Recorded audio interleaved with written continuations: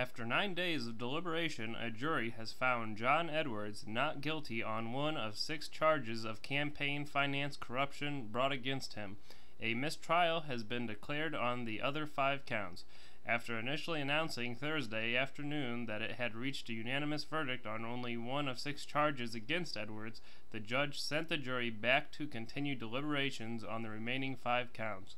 Shortly after that, the jurors said they were deadlocked on those counts, at which point the judge announced a verdict of not guilty on the 3rd count against Edwards, which charged that he had accepted and received illegal campaign contributions in 2008 from Rachel Bunny Mellon. The judge then declared a mistrial on the remaining 5 counts. Edwards and Edwards' lawyer must have had a sigh of relief when the not guilty was announced. "You can hear it from here to Chicago," said Stan Goldman, a law professor and criminal law expert at Loyola Law School in Los Angeles. The prosecution must now decide whether to retry the remaining 5 charges unless the judge dismisses the case in the name of justice.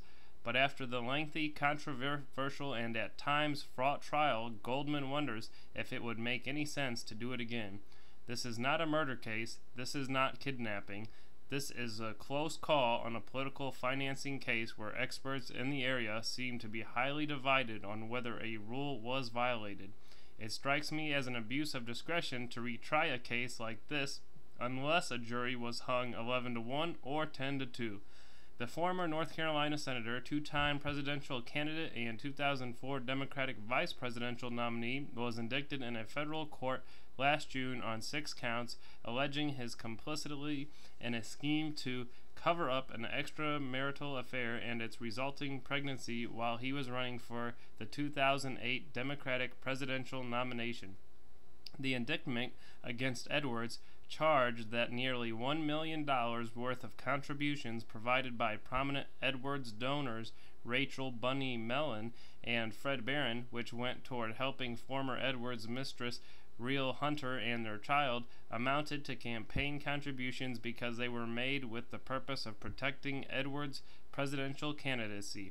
The Edwards campaign did not file the more than $900,000 as campaign contributions, and Barron said before his death in 2008 that he had provided the funds on his own without telling Edwards.